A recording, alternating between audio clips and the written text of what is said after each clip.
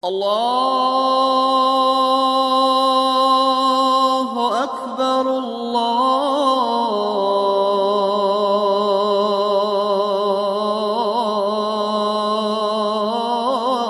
الله أكبر أشهد أن لا إله إلا الله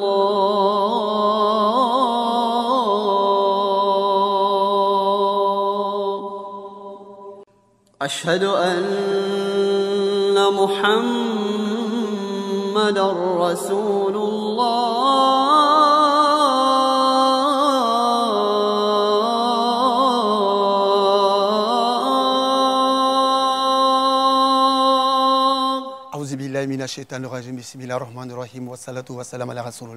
Chers frères et sœurs en islam, qu'il me soit permis de vous adresser le salut des hommes du paradis, ce salut fraternel, le salut de la miséricorde, le salut d'Allah Azawajal. Salam alaikum wa rahmatullahi wa barakatuh.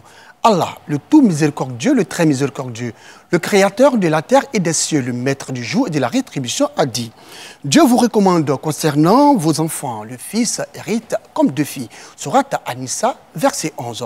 Mesdames et messieurs, bienvenue et merci de votre fidélité sur Acti 1. Vous l'avez compris, la problématique qui sera développée au cours de cette émission va porter sur l'héritage en islam. Et pour en parler, nous avons avec nous Imam Aminou Berté, il est imam principal de la mosquée Al-Istiqama, Banque Nord d'Atekoubé. Imam, salam alaikum. Wa alaikum salam wa rahmatullah. En tout cas, bienvenue et merci d'avoir accepté notre invitation. Je vous en prie. Alors, il s'agira donc d'échanger sur l'héritage en islam. Mais bien avant, nous allons suivre ce reportage dans la commune d'Agnaman à la rencontre de cette veuve qui se bat comme elle peut pour la survie et pour l'éducation de ses enfants. Et d'ailleurs, l'héritage laissé par son défunt époux lui a été arraché. Suivons ensemble.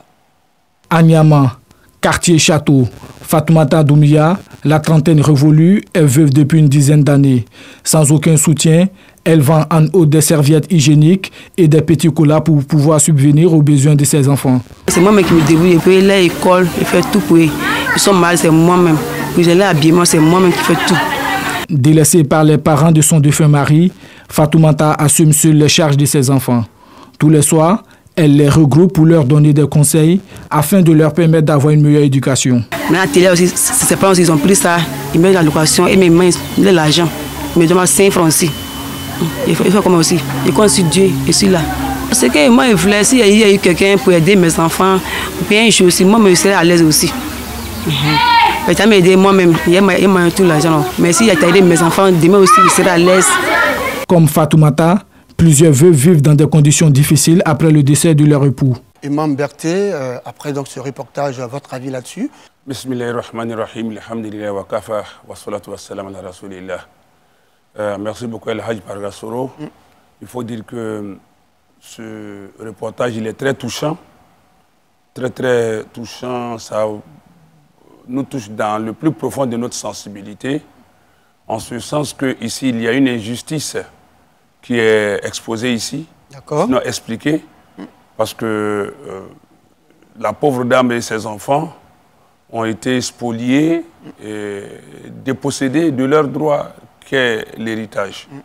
Et donc, personne ne peut voir ce genre de situation sans... Et rester indifférent. Voilà, et rester indifférent, c'est ça. D'accord. Alors, il s'agit pour nous donc de parler de l'héritage, l'islam et l'héritage. Dites-nous, comment l'islam définit justement l'héritage? Alhamdulillah, l'islam, l'héritage peut s'expliquer, sinon s'explique en islam, en termes de fait, c'est le transfert des biens et des droits d'un défunt aux ayants droit, qu'on pourrait appeler héritier. En termes de fait, d'action, c'est le transfert des biens d'un défunt à ses ayants droit, les biens comme ses droits. Mais en termes d'état, c'est-à-dire de constat, c'est le bien même en question qui est appelé héritage, le bien qu'un défunt laisse à ses enfants ou ses ayants droit qui peuvent ne pas être forcément les enfants. Il y a l'épouse, il y a le père, la mère, et puis voilà. Mais est-ce que toute la famille peut hériter justement d'une personne qui n'est plus de ce monde, qui a été rappelée à Dieu? La question de l'héritage est du ressort exclusif d'Allah Ta'ala. La prérogative d'Allah Ta'ala lui seul. Il n'a laissé le partage de l'héritage à personne, ni à un messager, ni à un prophète, encore moins à un imam. C'est Allah même qui a procédé non seulement au partage des portions, mais aussi des bénéficiaires. Et donc, ce n'est pas tout le monde qui peut avoir droit à l'héritage. D'accord. Allah a réparti les ayants droit qui partent des enfants en passant par l'épouse Oui. et aux géniteurs. À part cela, personne d'autre ne peut prétendre à l'héritage. Il y a le nombre d'enfants. S'il y a des enfants, s'il n'y a pas d'enfants, la proportion varie. D'accord. Comme l'époux aussi peut hériter de sa femme, de sa son femme, épouse, d'accord. voilà, de sa femme. Donc, voici un peu. Sinon, ce n'est pas la famille au sens large qui a droit à l'héritage. Et on vient de le voir dans ce reportage.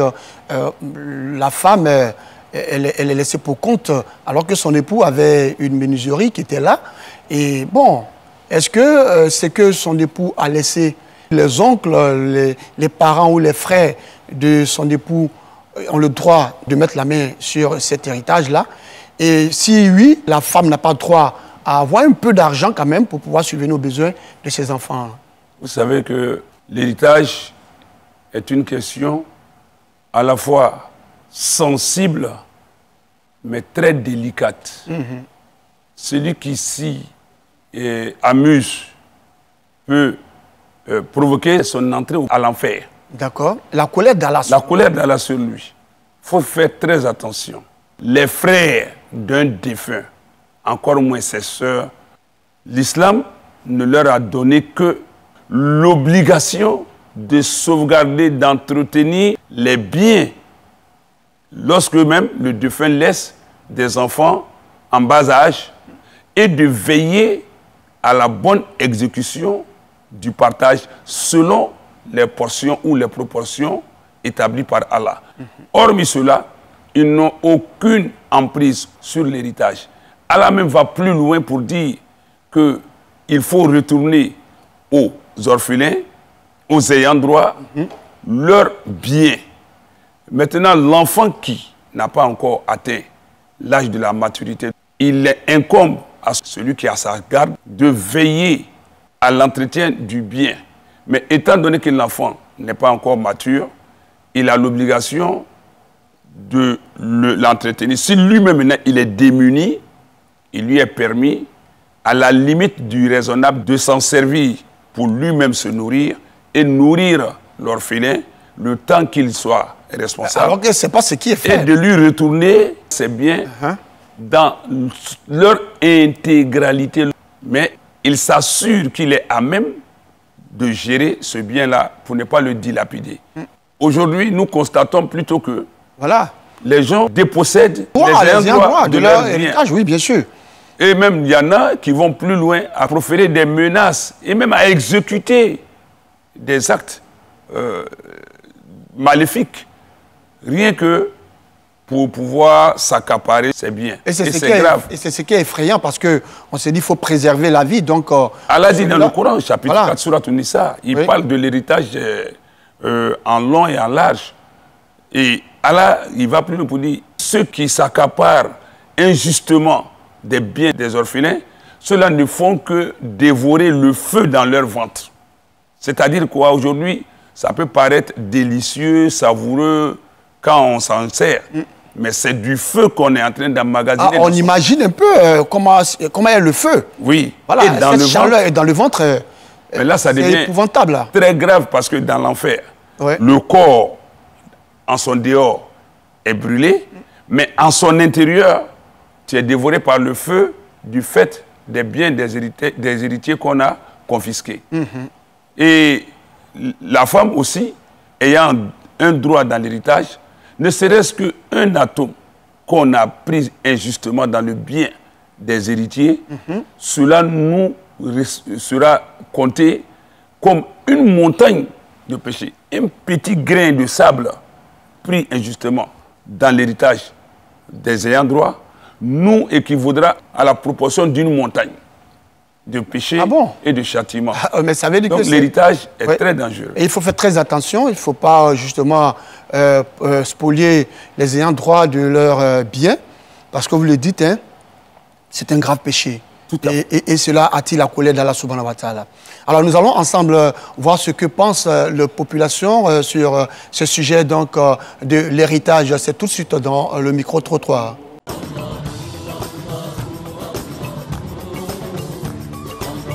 Ils ne doivent pas prendre l'héritage de leurs frères et mettre la femme dehors, genre chercher de la maison, cela n'est pas normal.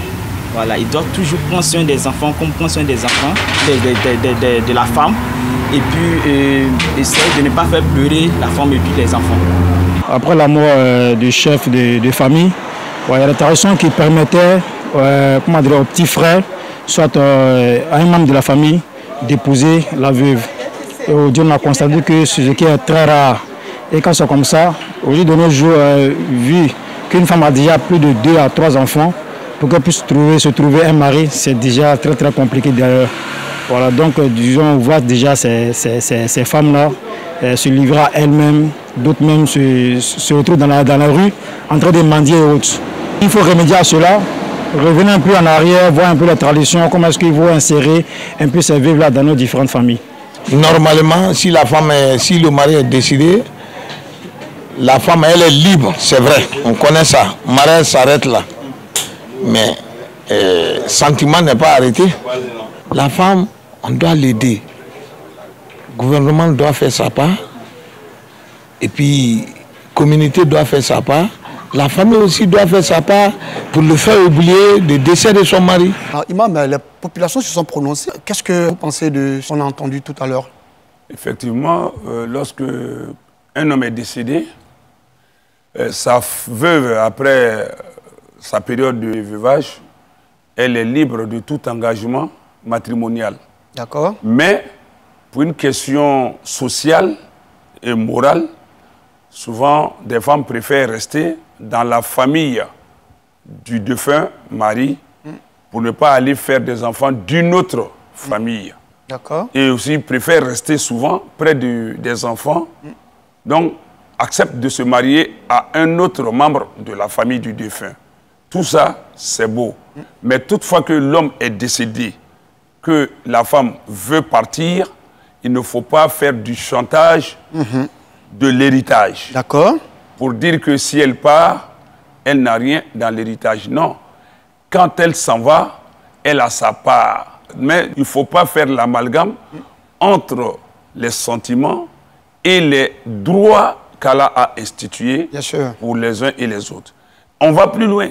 Il y a des hommes qui décèdent laissant des enfants, filles, qui sont déjà mariées. Elles ont droit à l'héritage que leur père a laissé. Ce qui est rare dans notre société. D'ailleurs, même les pauvres orphelins même qui sont devant nous ne sont pas pris en compte. À plus forte raison, leurs sœurs qui sont déjà mariées sont ignorées dans le partage. C'est qui ne devait pas être fait, hein? Oui. Et si elles ont eu l'audace de le rappeler, eh bien, elles seront menacées de malédiction ou d'autres sorts. Aujourd'hui, le mal, il est plus profond qu'on ne le croit. Vraiment, effectivement, il est vraiment profond. Parce que ceux mêmes qui sont devant nous, des enfants qui n'ont rien fait pour mériter cette situation, sont rejetés. Aujourd'hui, nous avons fait une confusion entre la tradition et la religion. Et comment? Depuis nos ancêtres, l'oncle est considéré comme le chef de famille. Moi, ma fille, je ne la donne pas en mariage. C'est vous qui donnez ma fille en mariage. Cela... Et vice-versa. Ça, c'est purement traditionnel. Ah, d'accord. C'est culturel. Sinon, l'islam dit que je suis le répondant de mes enfants. Parce que le père dit toujours, bon, oui, c'est vrai, c'est ma fille, mais son vrai père, de l'autre côté, son oncle, et c'est lui qui pourra vraiment accepter la dot. Aujourd'hui, cet état de fait est en train de s'évanouir, parce que les familles sont en train de se disloquer. Même dans les villages, les champs ne sont plus cultivés en famille, on ne mange plus ensemble, c'est en train de s'évaporer progressivement. Donc, Ici, l'oncle, c'est lui qui s'impose en chef. Donc, tout se gère par lui.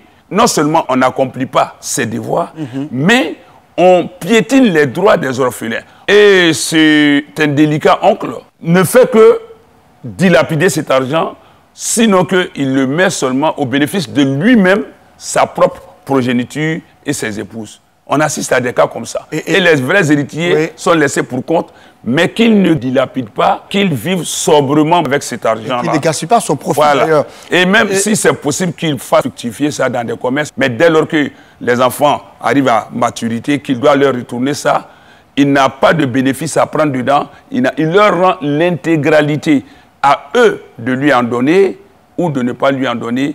Maintenant, tous ceux qui sont en train de s'asseoir sur les biens des veuves, des orphelins, ceux-là, ils n'ont pas autre refuge après la mort que l'enfer. Ça, ce n'est même pas une question de débat ou de divergence des savants dessus. C'est Allah qui le dit.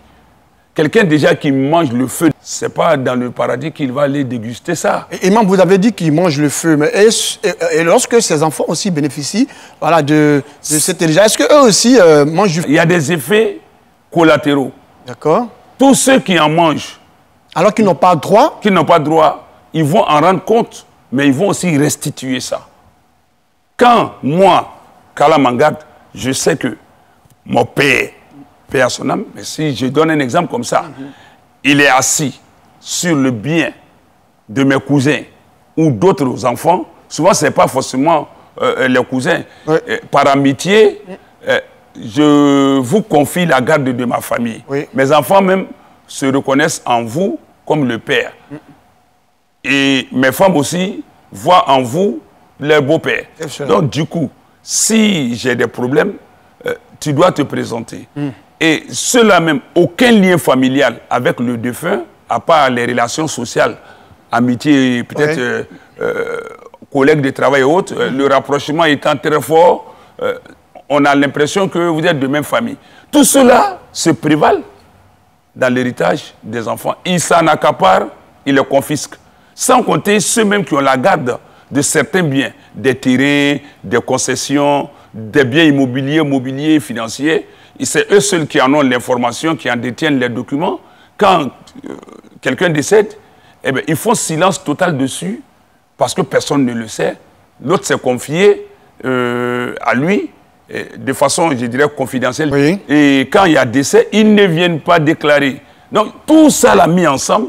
Les gens, aujourd'hui, sont en train de s'épanouir avec le bien injustement des pauvres veuves, des orphelins. C'est en cela que j'interpellerai ces associations qui prônent la défense des droits des orphelins et des veuves, de ne pas se contenter seulement de collecter l'argent auprès des gens nantis pour dire que c'est pour les redistribuer aux orphelins, aux pauvres. Non, ils n'ont pas besoin de redistribution. Souvent, ils ont besoin d'autres choses plus que ce que vous voulez leur donner. Il y a des orphelins qui se trouvent dans le dénuement du fait qu'ils ont été spoliés. Des veuves se sentent veuves véritablement parce qu'elles ont été spoliées.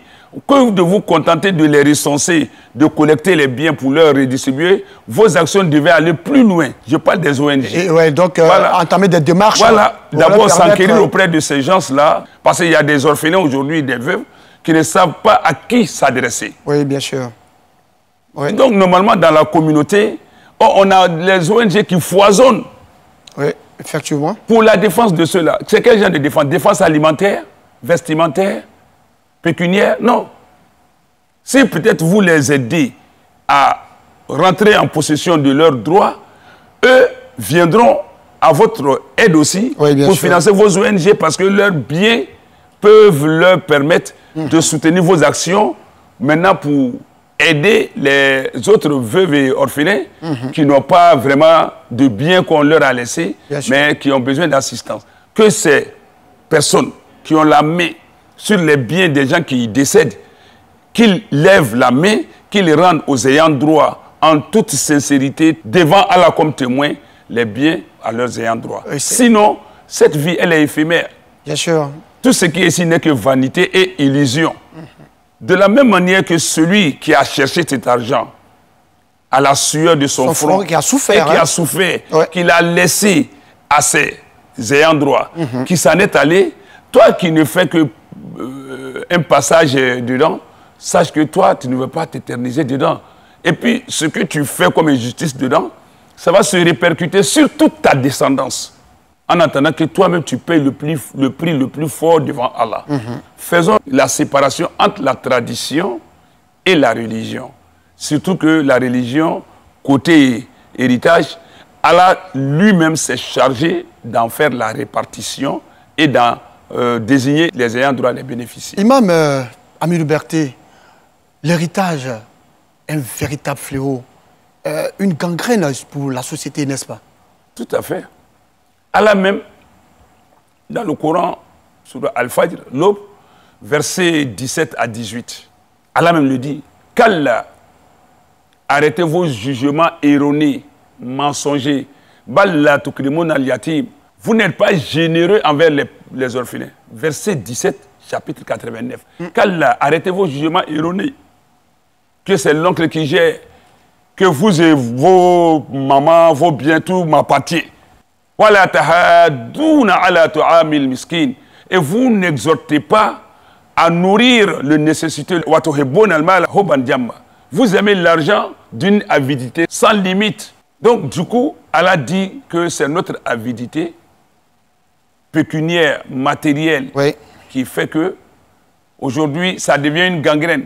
Et quand l'insouciance de ce que Allah va nous demander des comptes, nous allons comparer devant lui, nous habite, le Satan, il vient comme un coach pour dire, on ne peut pas regarder tout ça. Il y en a même qui disent, si je vais attendre de gagner moi-même pour moi, eh bien, je ne vais jamais vivre heureux.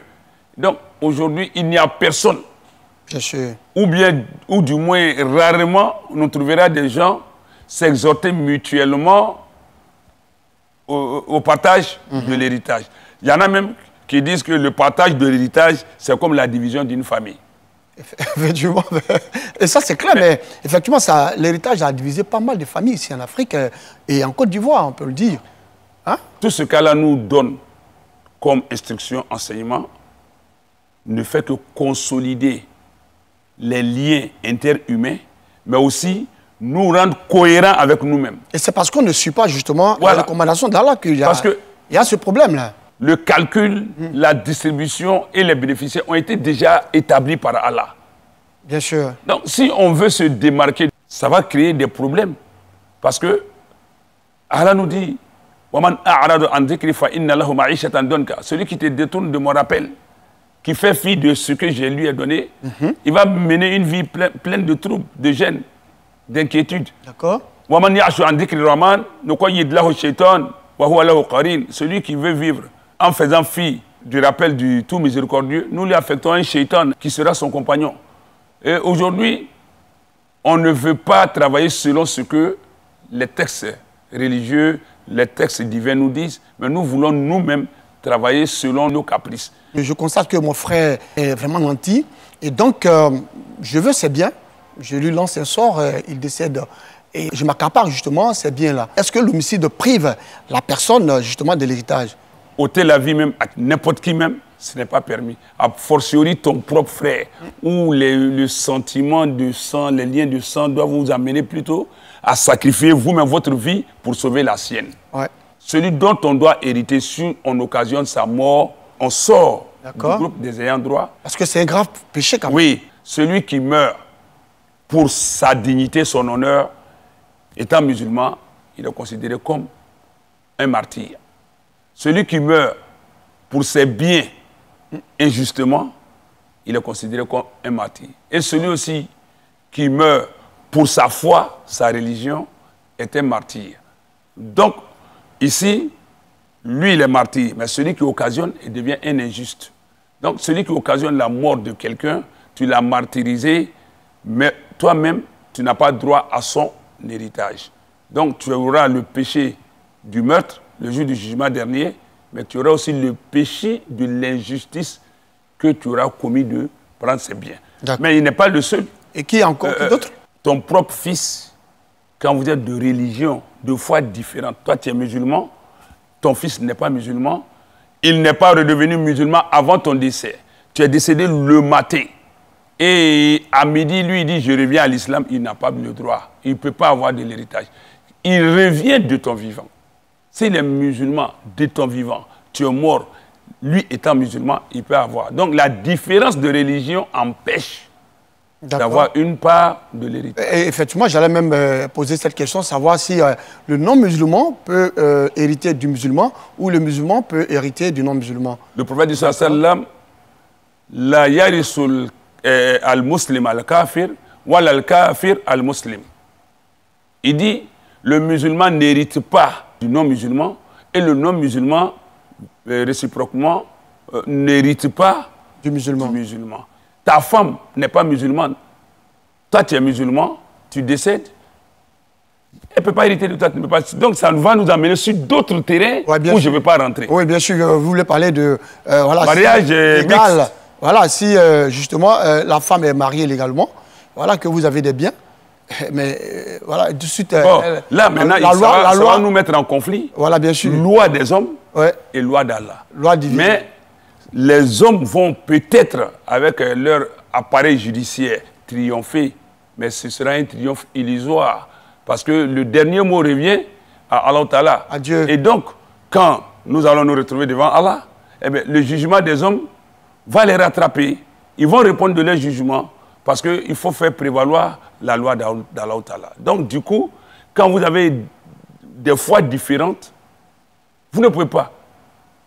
Celui qui a marié une femme non musulmane, eh bien, si tu décèdes, tu ne peux pas hériter d'elle, elle ne peut pas hériter de toi. Si elle, ça dit, tu décèdes, elle ne peut pas hériter de toi, elle décède, tu ne peux pas hériter d'elle. Ça, la loi islamique. Ça, c'est le Coran, l'adultère.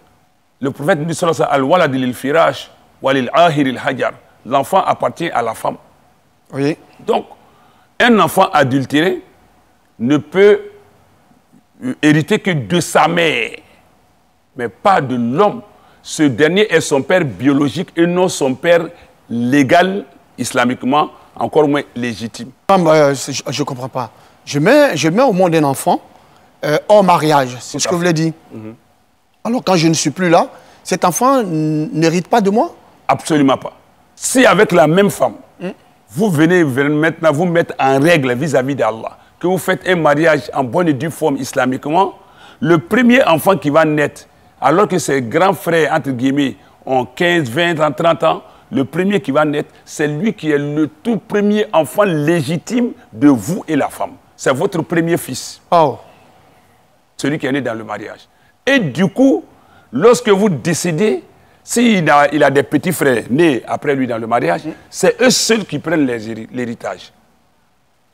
Et si jamais les autres, bien que portant le même nom de père et de mère dans leurs extraits, viennent s'accaparer et que la justice des hommes leur donne ce droit-là, gain de cause, eh bien, les autres prendront leur petite part. On va partager le bien selon les proportions qu'Allah a établies. Chacun va prendre. Mais tout ce que les autres auront pris vont rembourser. Devant Allah, le juge du jugement. Et tous ceux qui auront contribué à leur donner ça vont répondre devant Allah. Donc il faut faire beaucoup attention. C'est pourquoi, lorsque une femme est enceinte, on dit de ne pas célébrer le mariage. Pour ne pas que l'enfant parte naître dans le mariage, on lui donne le statut d'enfant légitime. Non, non. C'est un enfant hors mariage. De la même manière, quand une femme doit quitter un foyer, on veut s'assurer d'abord qu'elle ne parte pas avec une grossesse. Parce qu'elle peut contracter la grossesse dans le mariage. Mais après le divorce, on peut penser que la grossesse, quand elle va se développer, on va penser que elle est sortie et puis voilà, elle a fait enfant dehors. Donc pour ne pas que l'enfant, au plan social, dans sa dignité, se sente blessé, mais aussi dans ses droits en termes de légitimité, qu'il ne puisse pas être privé de ses droits. Donc on s'assure que la femme qui quitte le foyer avec ou sans grossesse, pour savoir donner à l'enfant son statut réel. Mais justement, quand la mère décède, certes, il a aussi droit à l'héritage. Tous les enfants d'une femme donnée, que ce soit des enfants adultérins ou légitimes dans le mariage, eux tous ont droit à l'héritage que leur mère laisse.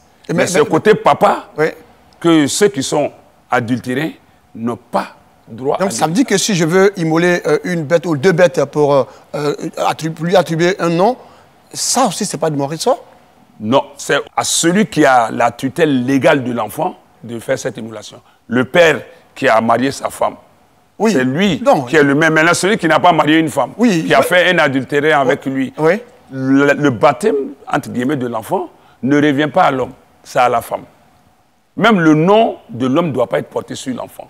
C'est le nom de la mère. C'est pourquoi le jour du jugement dernier, personne ne sera appelé par le nom de son père. Parce que les enfants adultérins n'auront pas de père. Si on devait appeler chacun par le nom de son père, les adultérins ne seraient pas appelés. Donc Allah, dans sa toute sagesse, veut que le jour du jugement dernier, vous et moi, on ne va pas m'appeler le jour du jugement dernier Amidou Berté. On m'appellera Amidou, fils de Katienia Ouattara, parce que c'est le nom de ma mère. C'est pourquoi moi je me fais déjà appeler Kone Pargasoro de Madongui. Ma mère est Madongui. Allah nous a donné cette illustration avec Isa Boun Mariam, Jésus, fils de Marie. Tout le monde est censé avoir une mère. On me dira, et alors quel est le cas de notre père Adam et notre mère Hawa? Ouais. Ça ne nous revient pas. Ça, c'est du ressort d'Allah Ta'ala. Mais nous autres qui sommes des êtres issus d'une mère, voilà, dans la loi des hommes, à l'état civil, on peut faire extrait de naissance avec le nom d'une mère sans père. On ne peut pas faire extrait de naissance avec le nom de père sans mère. Ça, c'est une belle illustration qui va nous permettre voilà, de marquer une pause et de voir ce qui s'est passé donc, au cours de cette semaine. C'est dans la vie de la communauté.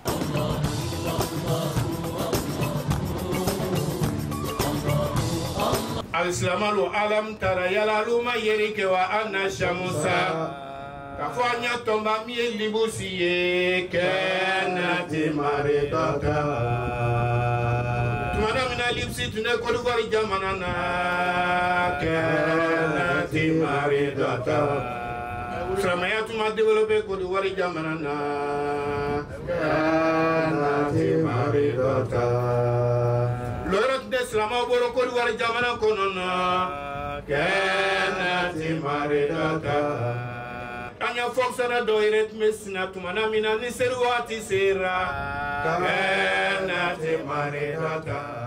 Imam Yankouba Diarra-Souba, ancien chef de département chargé de l'intérieur à la Ligue islamique des prédicateurs de Côte d'Ivoire, l'IPSI, est le nouveau président exécutif national de l'organisation.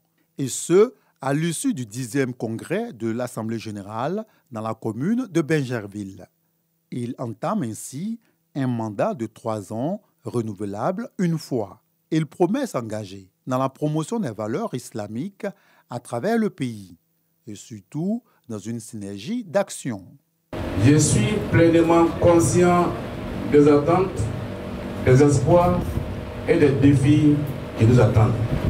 Avec l'encadrement et la formation que j'ai reçue auprès des présidents qui m'ont précédé, je suis convaincu qu'ils seront fiers de l'élève qu'ils ont formé. Fasse Allah que cela soit ainsi.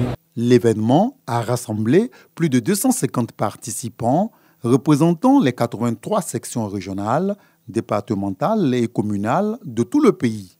La LIPSI est un laboratoire de démocratie, un laboratoire de passation des pouvoirs pacifiques, un laboratoire, n'est-ce pas, de collaboration. Je souhaite pour le nouveau dirigeant qu'il coopère encore davantage comme ses prédécesseurs l'ont fait, alors qu'il s'ouvre à chaque membre, qu'il privilégie la concertation, qu'il privilégie le consensus dans les prises de décisions. C'est un homme dynamique, un homme vraiment qui est dévoué sur le chantier de l'islam, Inch'Allah. Et on a foi qu'il sera à la hauteur des tâches qui lui seront confiées, Inch'Allah. Et aussi, on lui souhaite bon vent pour la lourde tâche qui l'attend. On sait que ça ne serait pas facile. Qu'Allah l'assiste dans sa nouvelle tâche. Qu'il soit un président exemplaire, qui rehausse la LIPSI. Imam Yankouba Diarra-Souba, nouveau président de la LIPSI, succède à l'imam Ibrahim Koné. Il a été un de mes adjoints. Je ne peux que lui dire de suivre les traces que nous avons tracé ensemble, nous avons travaillé ensemble sur beaucoup de projets. Il y a des projets qu'on a pu réaliser, il y en a qui sont encore en cours de réalisation. Il doit continuer. Et nous sommes prêts toujours à accompagner ceux qui vont nous succéder pour que la Lipsi reste toujours debout pour la cause d'Allah subhanahu wa ta'ala.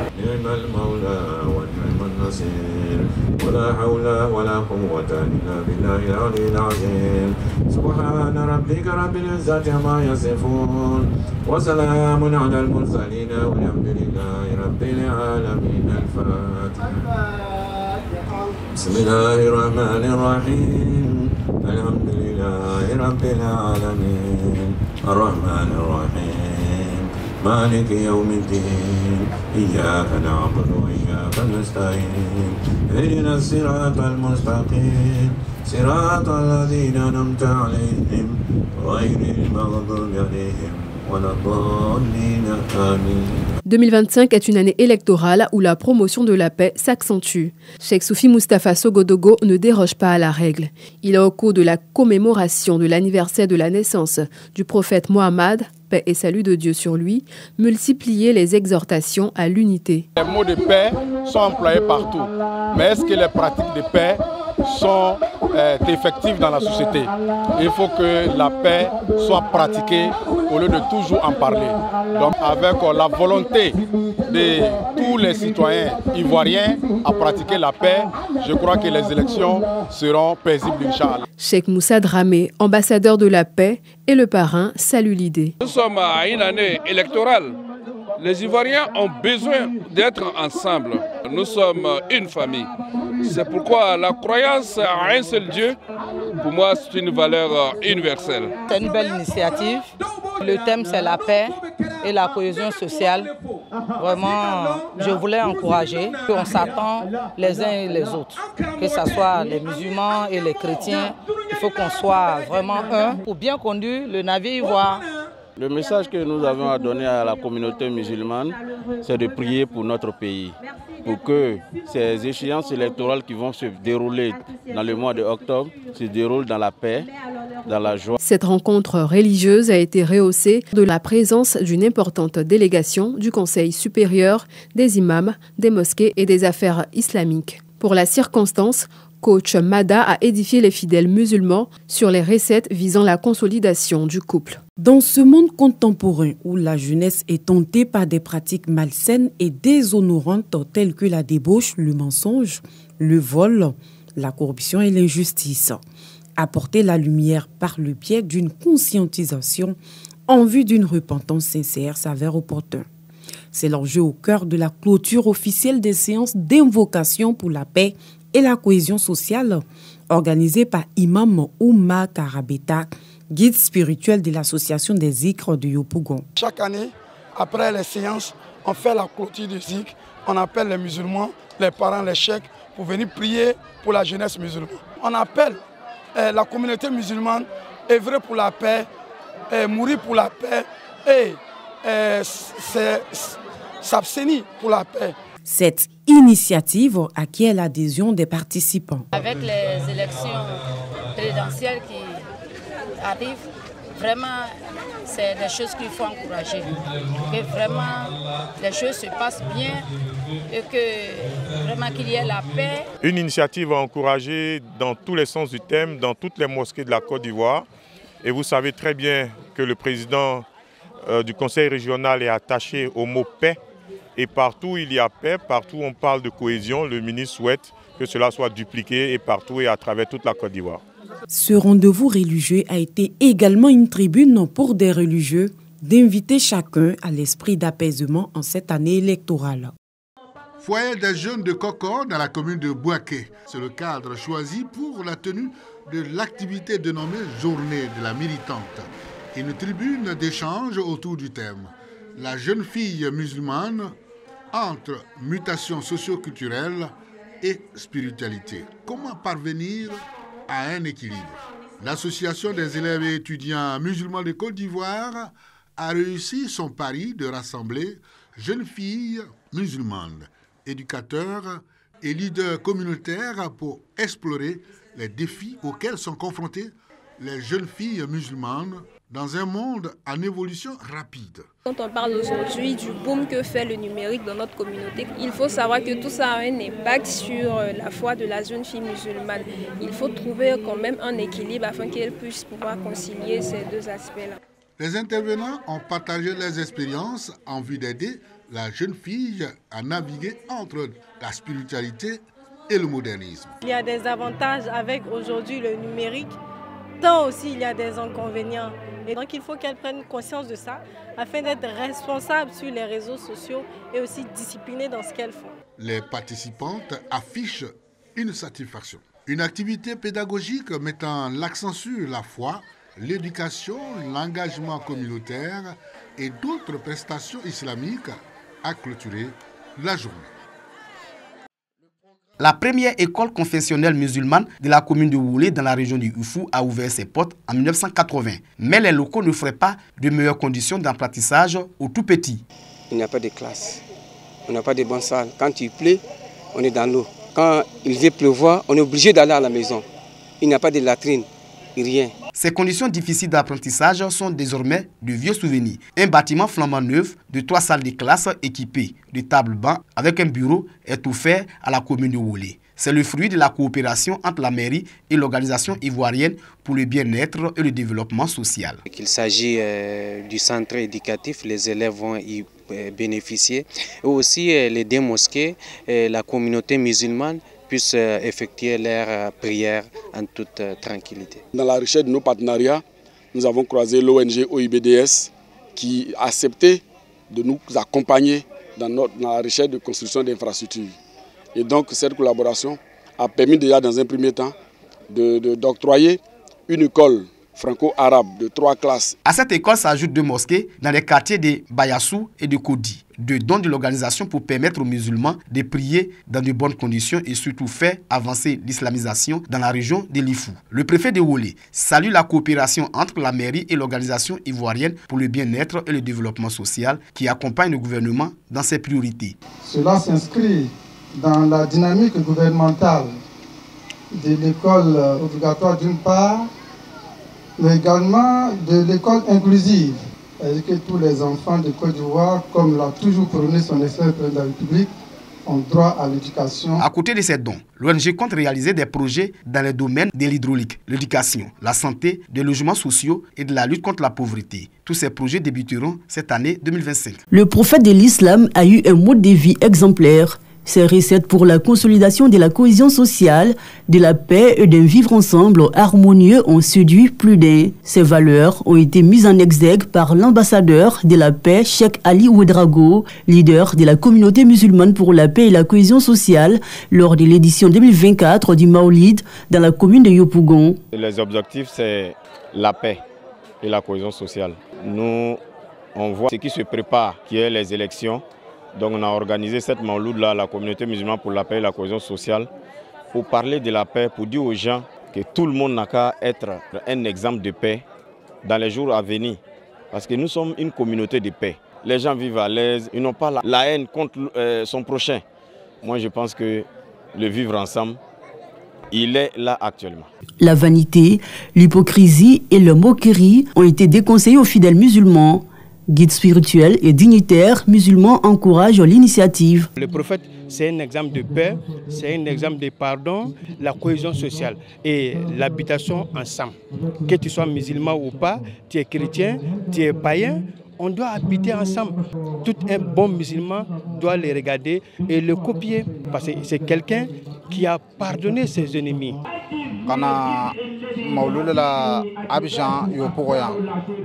C'est une initiative à encourager pour préserver la paix et le vivre ensemble.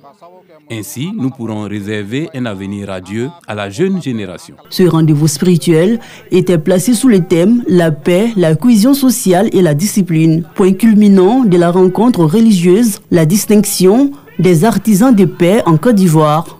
Je viens de voir ces différents reportages au cours de la semaine. Imam Berté, le fait d'avoir un enfant adultéré et qui n'a pas droit à votre héritage, est-ce que Dieu nous permet qu'il ait quelque chose au moins pour s'en sortir dans la vie? Ici maintenant, c'est le sentiment qui parle. Dès lors que l'enfant, aux yeux d'Allah, n'est pas ton enfant, Donc c'est comme lui faire du bien, une responsabilité qu'on ressent vis-à-vis de l'enfant. Donc islamiquement, le tiers de notre bien, il nous est loisible d'en faire don à qui nous voulons de notre vivant ou d'en faire un testament. Là, en ce moment, on peut faire du bien à qui on veut. Pour couper court, vous voulez simplement nous dire d'éviter justement d'avoir des rapports hors mariage. Tout à fait. C'est tout. C'est ce que l'islam...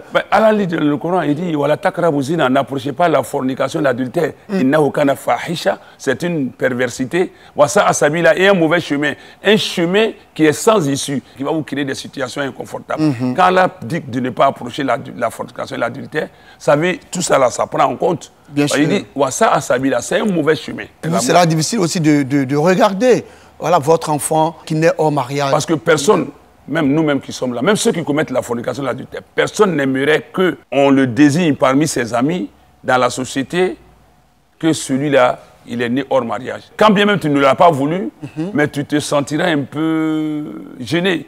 Personne ne souhaite être le fruit d'un adultère ou bien d'une fornication. Donc de la même manière, il ne faut pas toi-même aller produire des enfants dans cette situation. Aujourd'hui, je me dis qu'avec cette émission, pour ceux qui nous suivent, c'est maintenant qu'ils savent que, bon, effectivement, on n'a pas le droit de faire cela, ceci, cela, mais voilà, s'ils ne le savaient pas. S'ils ne le savaient pas, personne ne peut condamner quelqu'un au non-retour à Allah ou à la non-acceptation de son repentir par Allah. On lui donne seulement les voies et moyens à lui de se conformer à ça et de se maintenir dans cela. La porte du repentir d'Allah est toujours ouverte, personne ne peut et n'a le droit de la fermer. Seulement, il faut toujours orienter les gens vers cette porte-là. Imam, on va terminer par cette question. Qu'est-ce qui explique le fait que l'héritage divise tant nos familles sous nos tropiques? Tout simplement, l'humanisme n'est plus de mise. Nous sommes dans une société basée sur les considérations matérielles et financières. La morale, la vertu ne sont plus des choses qu'on considère. Aujourd'hui, l'homme n'a pas la même valeur que l'objet. C'est pourquoi toutes les valeurs sociales que nos parents avaient sont en train d'être piétinées. C'est-à-dire la société aujourd'hui, c'est une jungle. Alors, Imam, nous allons vous permettre de résumer en malinquin tout ce qui a été dit ici aujourd'hui. Alhamdulillah, Malaw Talatando, Amekumana Chientali kan anga dîner économie islamiyai. Ninga ira ka foko chien fembali dîner kono. Bon, adamade sayabato be femin to ako. Modo le ni ofen kakan. Ofen ni vana mwomu na kakan ala ko lugu dantiga kurana kono. O kakane daraja mina jatea mina hake mina ala ko fo. Chientlan ala ma di kidema, amadi nabi mama, amadi mworema ale yere ka tlan. Ni mwomo ni be sran ala nya. Ibi jija ibe janto oyorola. Ni mwo ka sayake atri sala ka fe min to ako ile mimba tala iba lo ka foko ale minganyini na tala ka toyi ile menaska kuna ile te toyi no angana yatime do ni fria muso ka haketa ka bosiola do be ni sayake la tientlanti ngana rem dana odroma me yatime ni fria muso obe gbe obe labla obe jasi ko ke motoye ka ile sigi o tienka mo ni ka barakelo ye ala ka irana ka foko mo be yatime do nga tien dun tonyoni boloma ibe tale duli kono ki kono bara fanaye nga momi ni yatime do mi boro ele le kaka ko lado ko o latanga ko ka tien de latanga yani obese koloma donc nabe to to la ni le desenne ala ka daga yebe dota tieni na ki yere no nu balo me hakeya la haklima yala ikana tien donc ni bela jeni kono anyalo ga ko tien tlen jago yale anga dine kono mais mo demande ma be nu te do soro tiena o ye dumay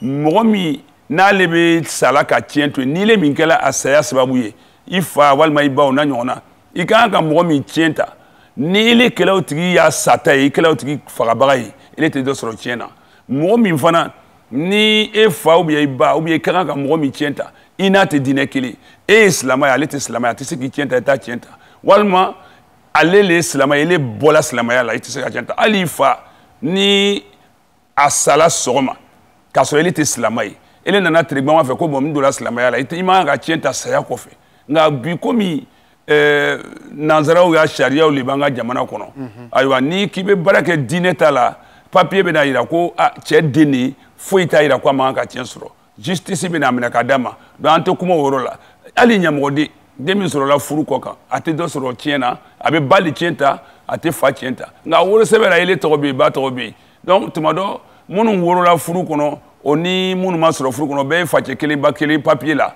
donc nanzaraw bɛna fɔ di ko kɔrɔbaninw de ye kɔrɔ ye o b'a tilan an ye jija k'a fɔ ko duniya nin ye tɛmɛyɔrɔ le an tɛna to yan n'an ka ala ka hakɛw dɔn sini an bɛna taa an dan tigɛ a ye donc an ye kɔlɔsili kɛ an ye tiɲɛw tilan an ye tiɲɛw tilan parce que tiɲɛ tilan t'an fɛ yan tiɲɛ tilan t'an bolo yan fa fitinin fakɔrɔba olu bɛɛ bɛ n'i sigi a kan ka mɔgɔw tɔɲɔ donc kuma min b'an bolo o b'o ye hali ni balima bɛna sɔn tiɲɛ na cogo de b'a la voilà mais k'i kɛ a kun fɔlɔ ye ko fa banna dɔrɔn balimaw bɛ tiɲɛ ta anw dɛ muso ni denw de fɔlɔ ani sayabagatɔ facɛ n'a a bamuso ni balimaw bɛ don a la o don cogo bɛ yen ɲangwɛrɛ ma. Inch'Allah. D'accord, merci à vous, Imam, pour ce résumé malinqué. Voilà, c'est la fin de cette émission. Rappelons que nous étions avec l'imam Amirou Berté. Il est imam principal de la mosquée Al-Istikama, Banco Nord d'Atekoubé. Avec lui, nous avons parlé de islam et héritage. Merci à vous de nous avoir suivis. Je vous donne rendez-vous jeudi prochain, même heure, même chaîne. Rappelons que vous pouvez suivre la rediffusion de l'émission Allahu Akbar tous les vendredis à partir de 9h. Salam alaikum wa rahmatullah wa barakatuh.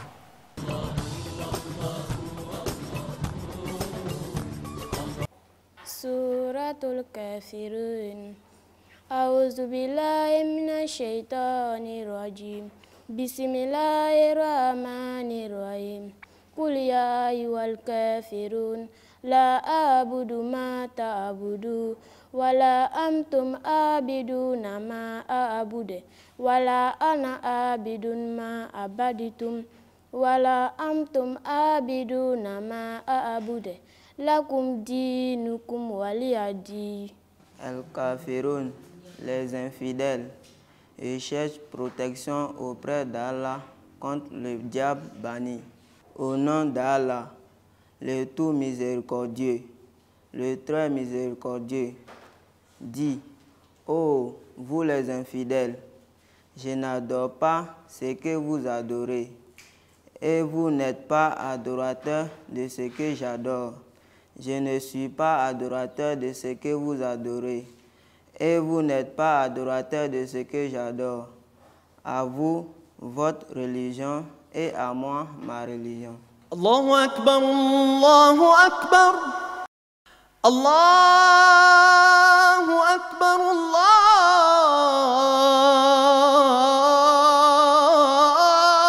Allahu Akbar. Ashhadu an la ilaha illallah.